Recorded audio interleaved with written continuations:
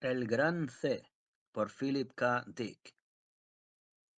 No le dijeron las preguntas hasta que llegó la hora de partir. Walter Kent le apartó de los demás, puso las manos sobre los hombros de Meredith y le miró a los ojos con expresión concentrada. Recuerda que nadie ha regresado jamás. Si vuelves serás el primero en 50 años. Tim Meredith asintió, nervioso y azorado, aunque agradecía las palabras de Kent. Después de todo, Kent era el jefe de la tribu. Un majestuoso anciano, de barba y cabellos grises.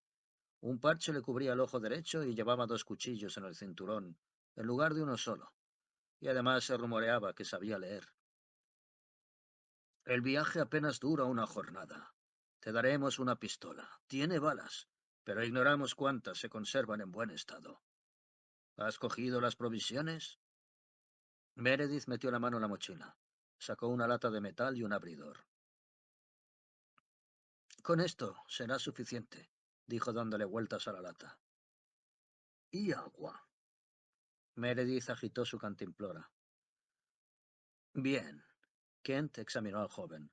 Meredith calzaba botas de piel y polainas y se cubría con un abrigo de cuero. Un casco de metal oxidado le protegía la cabeza. Unos binoculares sujetos por una gruesa cuerda le colgaban del cuello. Kent palmeó los pesados guantes que cubrían las manos de Meredith. Es el último par. Nunca más los volveremos a ver. ¿He de dejarlos allí? Confiamos en que los guantes y tú regreséis. Kent le tomó del brazo y se apartaron un poco más para que nadie pudiera oírles. El resto de la tribu, hombres, mujeres y niños, permanecían de pie en silencio a la entrada del refugio, y les observaba. El refugio era de hormigón reforzado por postes que se habían añadido poco a poco. En tiempos remotos, una intrincada red de hojas y ramas colgaba sobre la entrada, pero se habían diseminado cuando los alambres se corroyeron y se partieron. De todos modos, ya nada podía advertir desde el cielo el pequeño círculo de hormigón, la entrada a las vastas cámaras subterráneas donde vivía la tribu. Te diré las tres preguntas. Kent se inclinó hacia Meredith. ¿Tienes buena memoria? Sí. ¿Cuántos libros te has aprendido de memoria? Tan solo los 6 que me leyeron, murmuró Meredith, pero me los sé muy bien. Con eso me basta. Muy bien. Escúchame con atención. Nos hemos pasado un año decidiendo las preguntas. Por desgracia solo se pueden formular 3, así que las hemos elegido con mucha meticulosidad. Y entonces susurró las 3 preguntas al oído de Meredith. Luego siguió un largo silencio. Meredith meditó sobre las preguntas y las repitió en su mente. ¿Cree que el gran C será capaz de contestarlas? Preguntó por fin. No lo sé. Son preguntas muy difíciles. Sí, asintió Meredith. Será mejor que recemos. Muy bien. Kent le palmeó en el hombro. Ya puedes marcharte. Si todo va bien, estarás de vuelta dentro de 2 días. Te esperaremos con impaciencia. Buena suerte, muchacho. Gracias, dijo Meredith.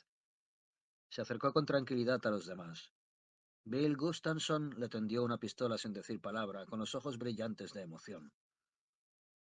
Una brújula, dijo John Page, apartándose de su mujer mientras ofrecía a Meredith una pequeña brújula militar. Su mujer, una joven morena capturada a una tribu vecina, le dedicó una sonrisa alentadora. Tim.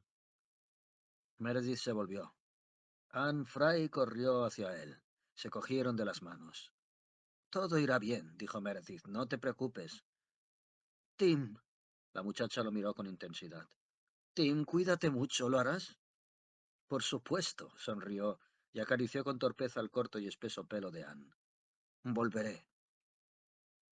Sin embargo, su corazón estaba frío como un bloque de hielo. El frío de la muerte. Se alejó bruscamente de ella. Adiós, se despidió de todos. La tribu dio media vuelta y le dejó solo. La única alternativa era cumplir su misión. Repasó las 3 preguntas una vez más. ¿Por qué las habían elegido? Alguien debía ir a formularlas. Avanzó hacia el borde del claro. Adiós, gritó Kent, rodeado de sus hijos. Meredith agitó la mano. Un momento después se internó en el bosque. Llevaba en una mano el cuchillo y con la otra aferraba con fuerza la brújula. Avanzó a buen paso. Cortaba con el cuchillo enredaderas y ramas que obstruían su avance. Divisó en ocasiones algunos insectos enormes que se deslizaban entre la hierba, incluso un escarabajo de color púrpura, casi tan grande como su puño. ¿Habían sido así las cosas antes de la explosión? Probablemente no. Uno de los libros que había aprendido trataba de las formas de vida en el mundo antes de la explosión, y no recordaba que hablara de insectos gigantescos. Le vino a la memoria que reunían a los animales en rebaños y los mataban con regularidad. Nadie cazaba. Acampó por la noche sobre una placa de hormigón, los restos de un edificio que ya no existía. Se despertó 2 veces al oír cosas que se movían en la oscuridad, pero ninguna se acercó, y cuando salió el sol estaba sano y salvo. Abrió la lata y comió una ración. Luego recogió sus cosas y prosiguió el camino.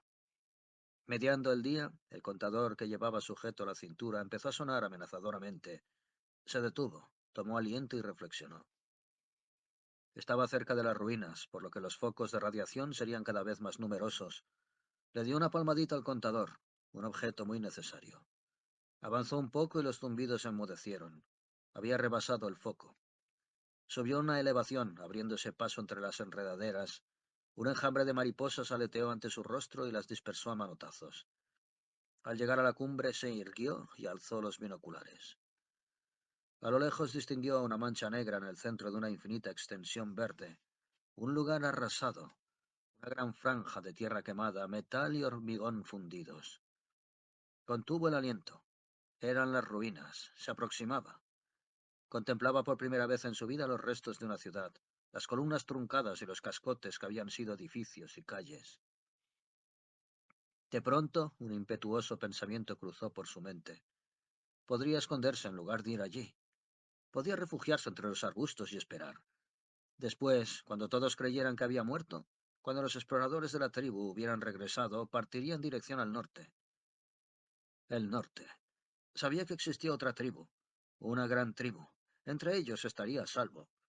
No la encontraría ni en cualquier caso la tribu del norte tenía bombas y globos de bacterias. Si conseguía llegar... No. Inspiró profundamente. Estaba en un error. Le habían designado para este viaje. Cada año le tocaba el turno a un joven como él, portador de 3 preguntas muy meditadas. ¿Podría responderlas el gran C? ¿Las 3? Se decía que el gran C lo sabía todo.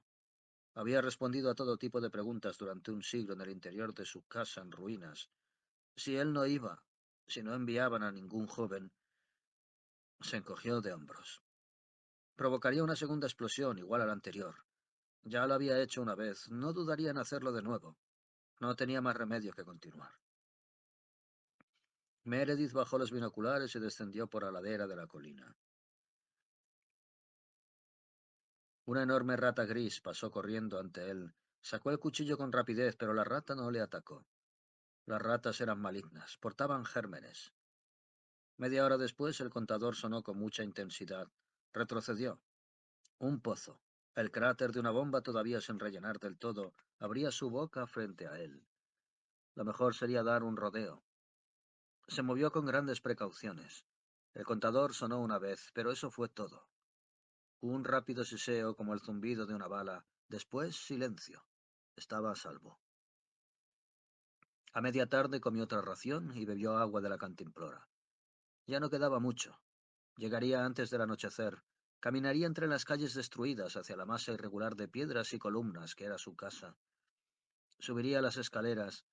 Se lo habían descrito muchas veces. Cada piedra estaba representada en el mapa que guardaban en el refugio. Conocía de memoria la calle que desembocaba en la casa. Conocía las enormes puertas derrumbadas, rotas en 1000 pedazos. Conocía el aspecto de los oscuros y vacíos pasillos.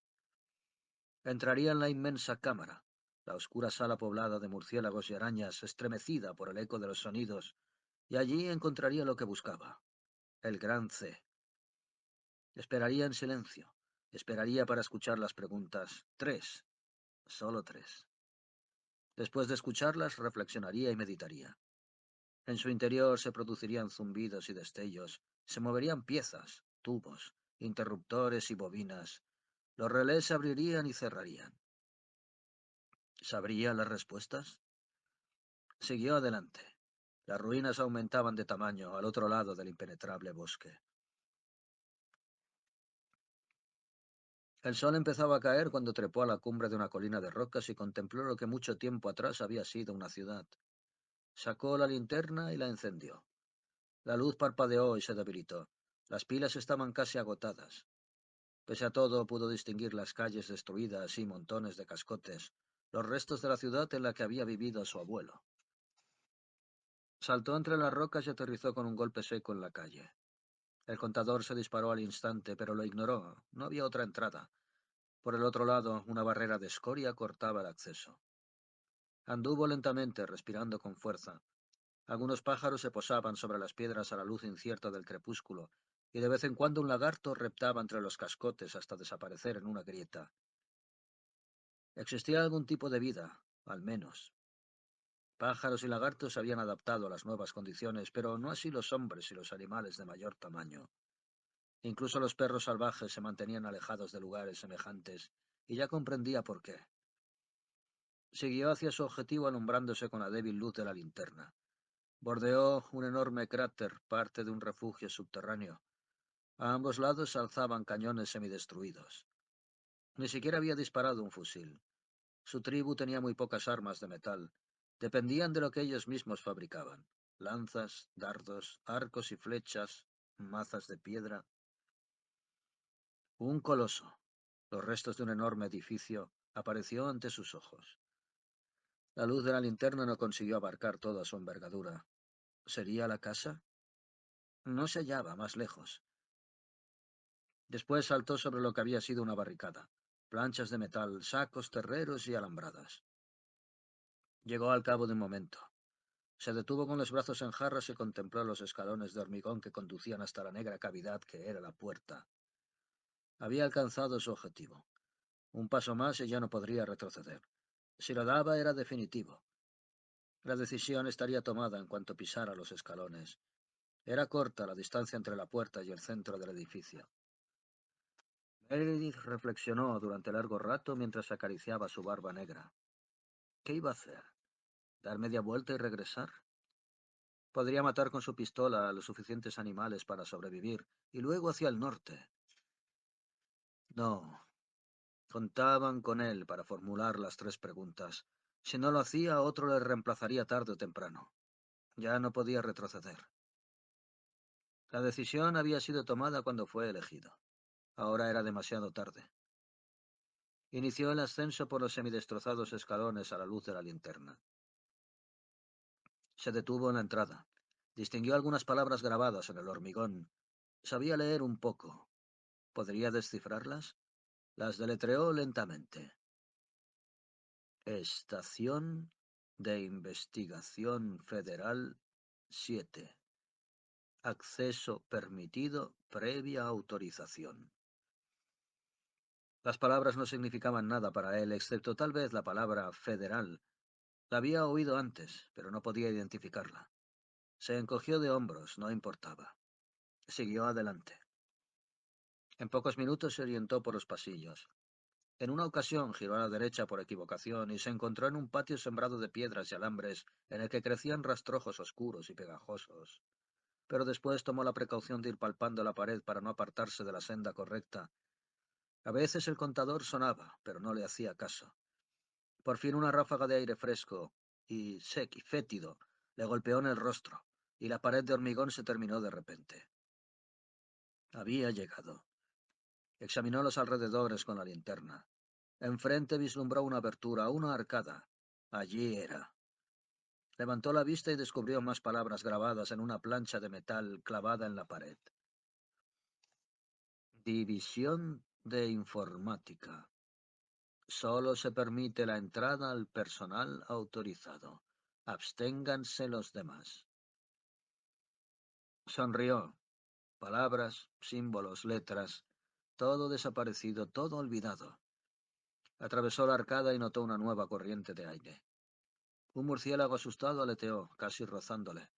Por el sonido de sus botas comprendió que la cámara era enorme, mucho más grande de lo que imaginaba. Tropezó con algo y encendió la linterna enseguida. Al principio no pudo discernir de qué objeto se trataba. La cámara estaba llena de cosas, filas de cosas verticales, polvorientas. Había cientos de ellas. Las contempló con el ceño fruncido y meditó. ¿Qué serían? ¿Ídolos? ¿Estatuas? Luego recordó. Servían para sentarse. Filas de sillas podridas o rotas en pedazos. Le propinó una patada a una y se convirtió en una nube de polvo que se disipó en las tinieblas. Lanzó una carcajada. ¿Quién anda ahí? Preguntó una voz. Sintió un escalofrío. Abrió la boca, pero no emitió sonido alguno. Un sudor helado le resbaló por la piel. Tragó saliva y se cubrió los labios con sus dedos ateridos. ¿Quién anda ahí? Repitió la voz. Una voz metálica, dura y penetrante, carente de entonación, fría e inexpresiva. Una voz de acero y metal, relés y conmutadores. El gran C. Estaba aterrorizado, más aterrorizado que nunca. Su cuerpo temblaba de pies a cabeza. Avanzó por el pasillo con paso inseguro, dejó atrás las sillas carcomidas y dirigió el haz de luz hacia adelante. Un panel luminoso centelleó a lo lejos, por encima de su cabeza. Se oyó un zumbido. El gran C volvía a la vida ante su presencia. Despertaba de su letargo. Se encendieron más luces y los sonidos de relés e interruptores se multiplicaron. ¿Quién eres? Dijo la máquina. Yo he venido a hacerte unas preguntas. Meredith avanzó a tientas hacia el panel luminoso. Se golpeó con una barra de metal y retrocedió con la intención de recuperar el equilibrio. 3 preguntas. He de hacértelas. Hubo un silencio. Sí, dijo por fin el gran C. Ha llegado la hora de hacer más preguntas. ¿Las tienes preparadas? Sí, son muy difíciles. No creo que las aciertes con facilidad. Quizás incluso no sepas las respuestas. Nosotros responderé. Siempre he respondido. Acércate más. Meredith se internó en el pasillo, tratando de no tropezar con la plancha de metal. Sí, sabré las respuestas. ¿Crees que son difíciles? No tienes ni idea de lo que se me ha llegado a preguntar en el pasado. Antes de la explosión respondí a preguntas que ni siquiera puedes concebir. Respondí a preguntas que me obligaron a reflexionar durante días, preguntas que habrían tenido ocupados a muchos hombres durante varios meses para hallar la respuesta. Meredith se armó de valor. ¿Es cierto que vienen hombres de todas las partes del mundo para hacerte preguntas? Sí, científicos de todas partes me han preguntado cosas y yo les he respondido. No hay nada que no sepa. ¿Cómo, cómo cobraste vida? ¿Es una de las 3 preguntas? No. Meredith negó con la cabeza. No, por supuesto que no. Acércate más, dijo el gran C. No te veo bien. ¿Eres de la tribu que hay cerca de la ciudad? Sí. ¿Cuántos sois? Varios centenares. Estáis creciendo. Cada vez nacen más niños. Meredith hinchó el pecho con orgullo. Yo he tenido hijos de 8 mujeres. Maravilloso, dijo el gran C, pero Meredith no captó la ironía. Hubo un momento de silencio. Tengo un arma, confesó Meredith. Una pistola. ¿De veras? Nunca he disparado una pistola. Tenemos balas, pero aún no sé si funcionan. ¿Cómo te llamas? Meredith. Tim Meredith. Eres un hombre joven, por supuesto. Sí, ¿por qué? Ahora te veo muy bien, siguió el gran C sin hacer caso de su pregunta. Parte de mi instalación fue destruida en la explosión, pero todavía puedo ver un poco. Antes resolvía cuestiones matemáticas visualmente. Ahorraba tiempo. Veo que llevas casco y binoculares, así como botas militares.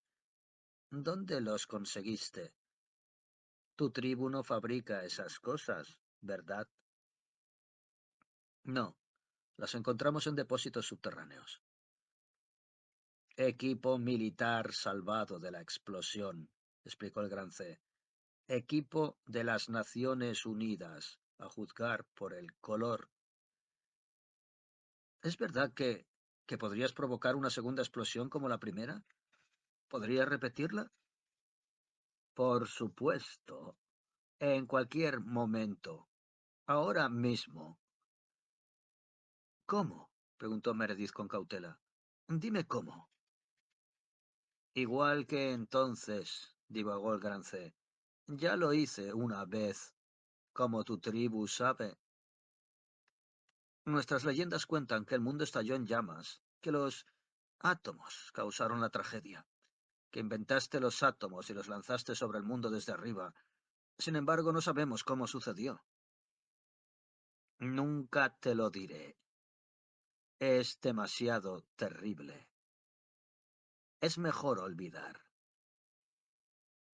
Si tú lo dices, será así, murmuró Meredith. Los hombres siempre te han escuchado. Han venido preguntando y escuchando. Hace mucho tiempo que existo, dijo el gran C, después de permanecer unos minutos en silencio. Recuerdo la vida antes de la explosión. Te podría contar muchas cosas.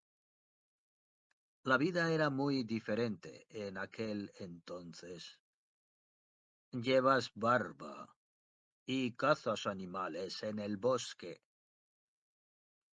Antes de la explosión no había bosques, solo ciudades y granjas. Los hombres iban bien afeitados. Muchos llevaban ropas blancas. Eran científicos, gente muy bondadosa. Los científicos me construyeron. ¿Qué les sucedió? Se fueron, divagó de nuevo el gran C.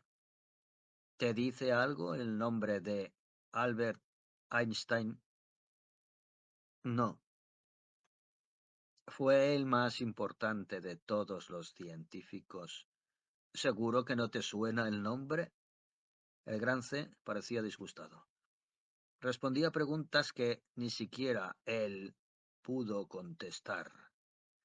Había otros ordenadores, pero ninguno tan grande como yo.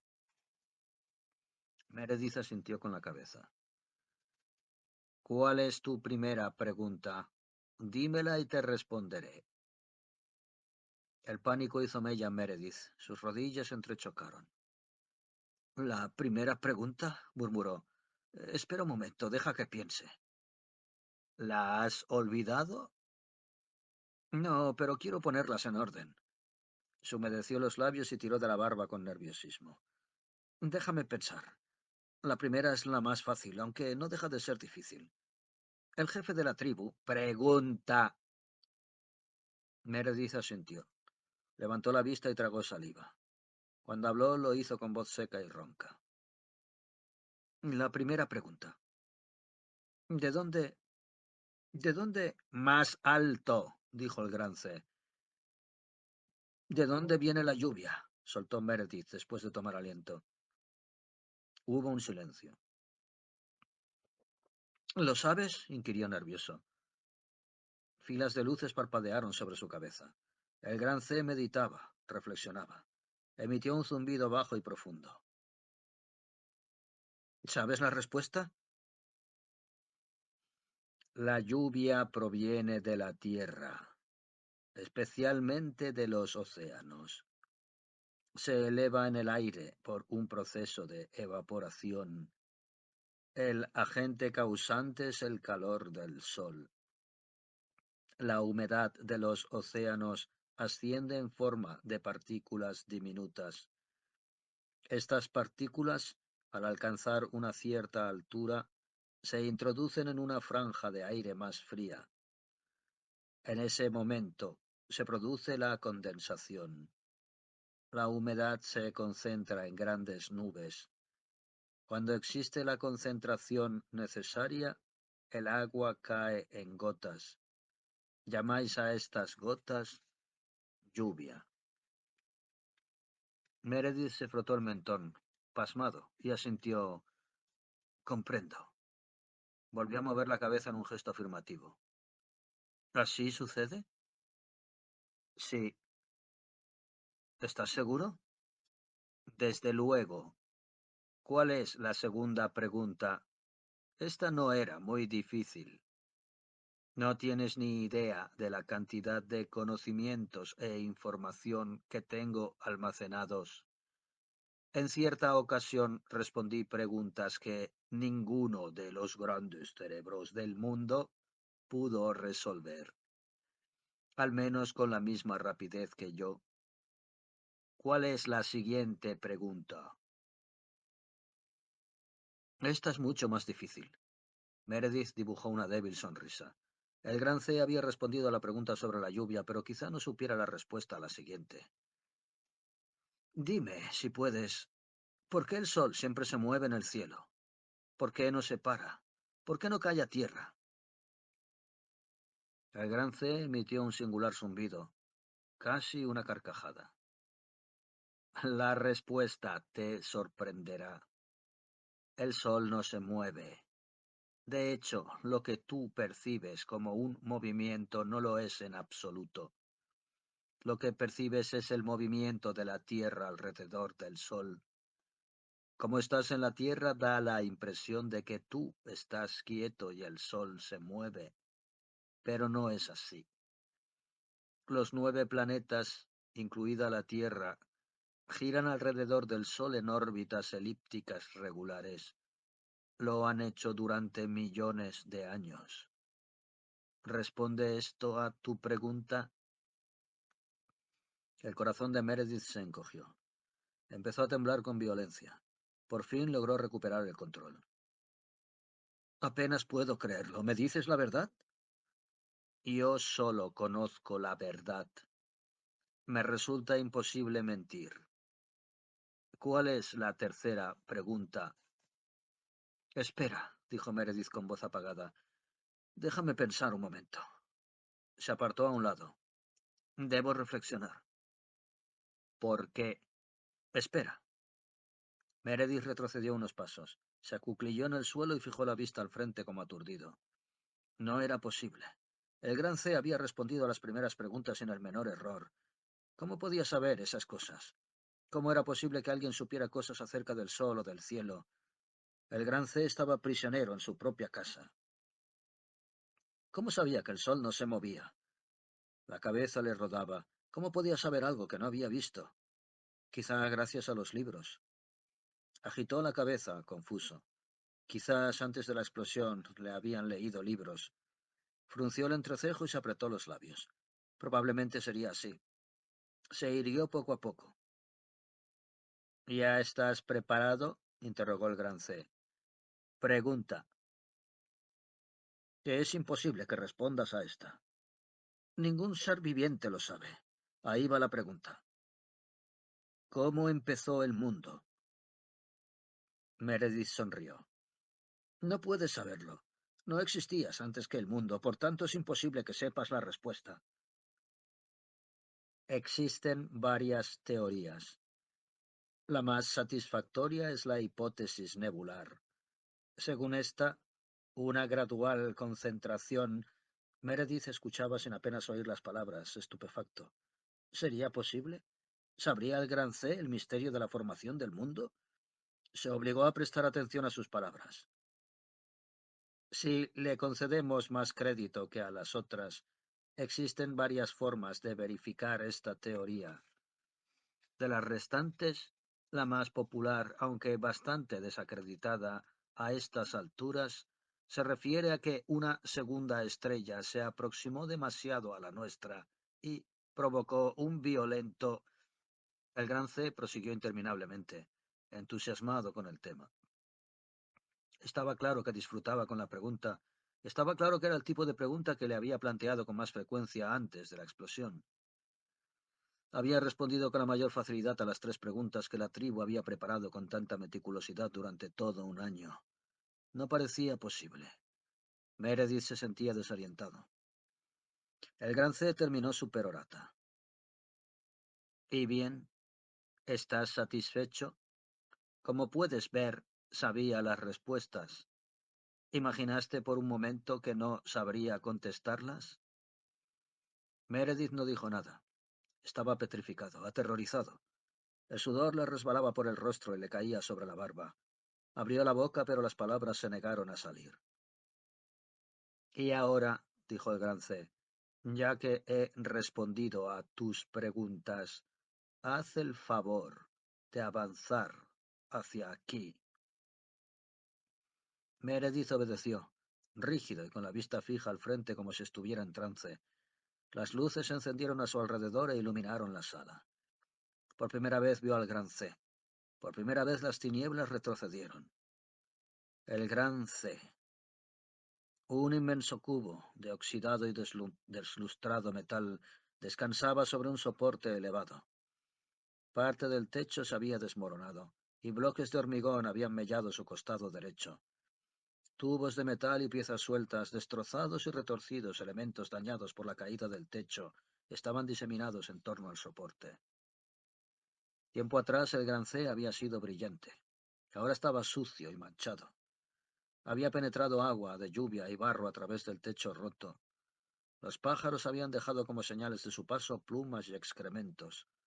La mayoría de los cables que conectaban el cubo con el panel de control se habían partido en el instante de la explosión, pero había algo más mezclado con los restos de cable y metal amontonados alrededor del soporte. Pequeñas pirámides de huesos que dibujaban un círculo en torno al gran C. Huesos, trozos de tela, hebillas de cinturón, agujas, un casco, algunos cuchillos, una lata de comida. Los restos de los 50 jóvenes que habían acudido antes para formular 3 preguntas, todos rezando y confiando en que el gran C nos sabría las respuestas. «Sube», ordenó el gran C. Meredith trepó al soporte. Una escalerilla de metal conducía a lo largo del cubo. Subió por ella sin comprender lo que hacía, aturdido, con la mente en blanco, actuando como una máquina. Una parte de la superficie de metal chirrió y se deslizó a un lado. Meredith miró hacia abajo. Vio una remolineante cuba de líquido. Una cuba sepultada en las entrañas del gran C. Vaciló. Se recuperó en parte y dio un paso atrás. «Salta», dijo el gran C. Meredith, con los ojos fijos en la cuba, paralizado de horror, osciló por un momento en el borde. Notaba un zumbido en la cabeza. Su visión se hacía borrosa. La sala empezó a girar lentamente a su alrededor. Se balanceaba delante y atrás. «Salta», repitió el gran C. Saltó. El rectángulo de metal se cerró un segundo después. La superficie del cubo no presentaba la menor rendija. En las profundidades de la maquinaria, la cuba de ácido clorhídrico remolineó y tiró del cuerpo inerte que yacía en su interior. El cuerpo empezó a disolverse enseguida y los elementos fueron absorbidos por tubos y conductos que los repartieron con gran rapidez a todos los componentes del gran C. El movimiento cesó por fin. El enorme cubo enmudeció. El último acto de la absorción consistió en la apertura de una diminuta ranura en la parte delantera del gran C, por la que fue arrojada, expulsada, una materia gris. Huesos y también un casco de metal. Cayeron junto a los demás montoncitos agrupados ante el cubo y se reunieron con los restos de los 50 emisarios anteriores. Entonces se apagó la última luz y la maquinaria cesó de emitir sonidos. El gran C inició su larga espera de un año. Pasado el tercer día, Kent comprendió que el joven no volvería. Regresó al refugio con los exploradores de la tribu, huraño, contrito y silencioso. «Hemos perdido otro», rezongó Page. «Estaba tan seguro de que no contestaría a esas 3. Un año de trabajo desperdiciado».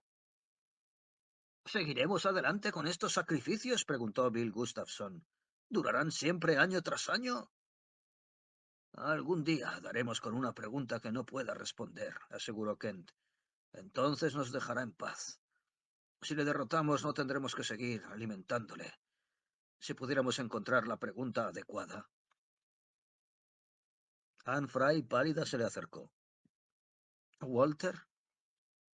Sí. ¿Es así como se mantiene con vida? ¿Siempre ha dependido de nosotros? No puedo creer que seres humanos sean capaces de mantener a esa máquina con vida.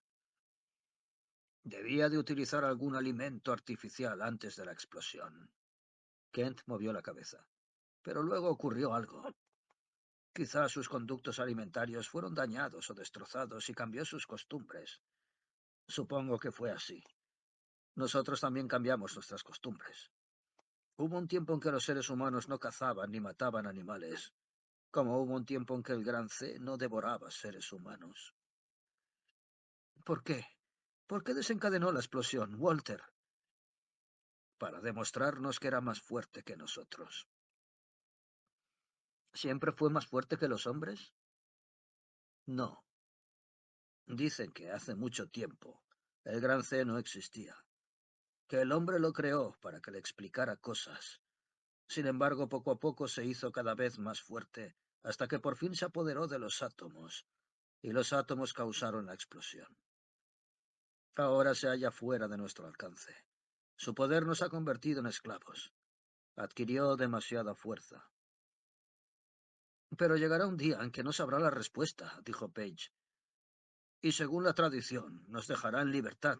Dejará de utilizarnos como alimento. Page apretó los puños y volvió la vista hacia el bosque. Ese día no tardará en llegar. Algún día encontraremos una pregunta demasiado difícil para él. Pongamos manos a la obra, dijo sobriamente Gustafson. Cuanto antes empecemos a prepararnos para el año que viene, mejor.